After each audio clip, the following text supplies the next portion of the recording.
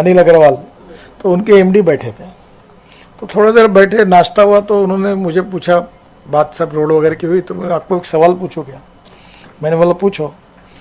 बोले मुझे एक सवाल पूछना है कि ये जिंक आयन, ये हिंदुस्तान जिंक, ये अच्छा हुआ कि डिसइन्वेस्टमेंट का, मैं पिछले 7 साल से मैं भी फाइनेंस मिनिस्टर के साथ इस कमेटी के हम दोनों परमानेंट मेंबर हैं। तो ये जब बेचा गया तब मैंने कहा था कि 26% इक्विटी रखो, पूरा मत बेचो। तो हमने 300 करोड़ में दे दिया हो बाकी सब।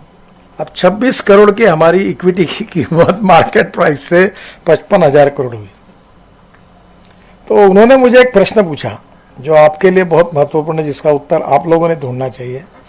उन्होंने कहा कि इतने सस्ते में ये बेच दिया सरकार ने, सब बंद पड़ा था। अब जब प्राइवेट मैनेजमेंट आई तो अब हजारों करोड़ का प्रॉफिट कमा रहा है। जब प्राइवेट प्रॉफिट कमा रहा है तो सरकार था तब क्यों नहीं कमा पाया?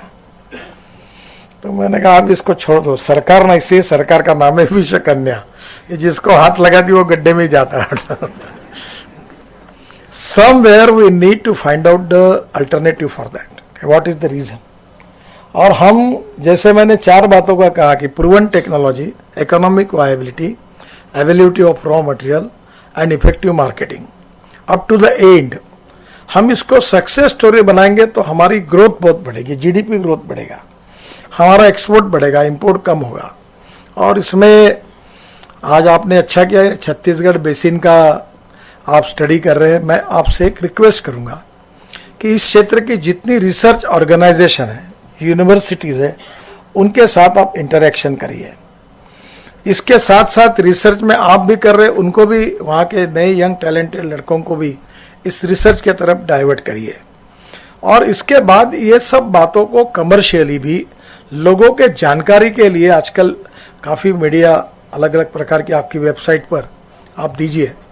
और मुझे याद है कि मैं पावर और माइनिंग दोनों मंत्री जी के साथ मेरे अच्छे संबंध है, मैं उनको बहुत सलाह देते रहता हूँ, वो मेरे पास आते रहते हैं।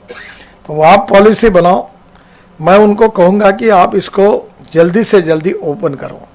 और अब सरकार ने पॉलिसी बदल दी है, हम तुरंत प्राइवेट सेक्टर को देने के लिए तैयार हैं। हम ऐसे मॉडल तैयार करेंगे।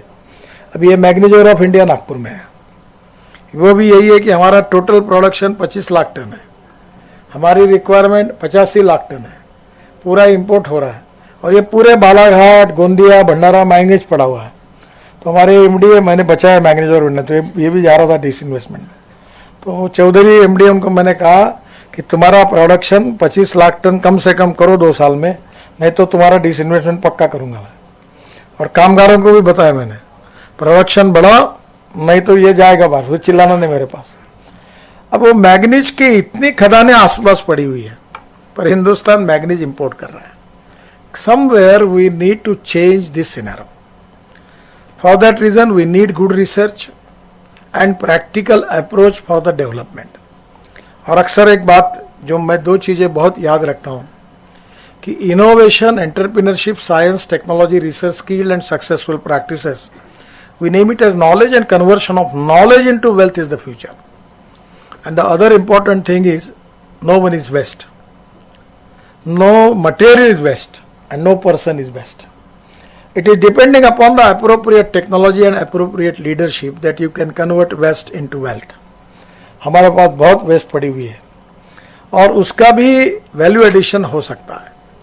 और इसमें रिसर्च करने वाली कैपेबिलिटी भी हमारे पास है। वर्ल्ड में सबसे young talented engineering man power किसी देश में है तो हिंदुस्तान के पास है।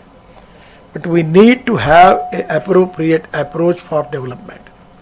इसमें cooperation, coordination and communication between the stakeholder is very important.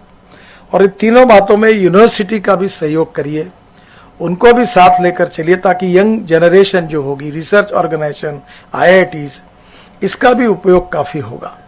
अब काफ़ी पेटेंट लोग रजिस्टर कर रहे हैं, तो मुझे लगता है कि आपकी ये कॉन्फ्रेंस का यहाँ तो चर्चा होगी, पर छत्तीसगढ़ बेसिन का जिन डिस्ट्रिक्ट में आपका ये स्टडी है, रिसर्च है, वहाँ के यूनिवर्सिटी तक पहुँचेगा, वहाँ के एंटरप्रेन्योर तक पहुँचेगा, industrial association, chamber of commerce, जो इन्वेस्टर्स हैं उनके तक पहुँचेगा।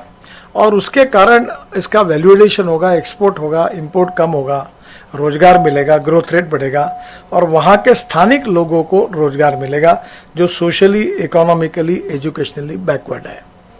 इसमें अड़चने हैं, कभी कभी eccentric approach for ecology and environment, ये भी प्रॉब्लमेटिक होता है।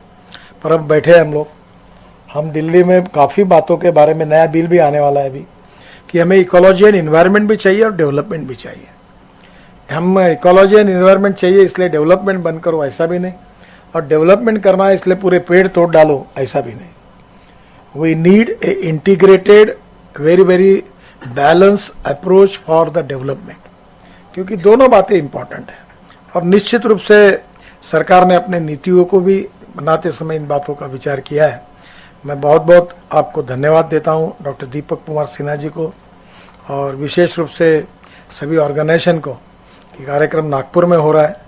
आज मैं कल रात को आने वाला था, पर मुझे कल मीटिंग देरी हुई।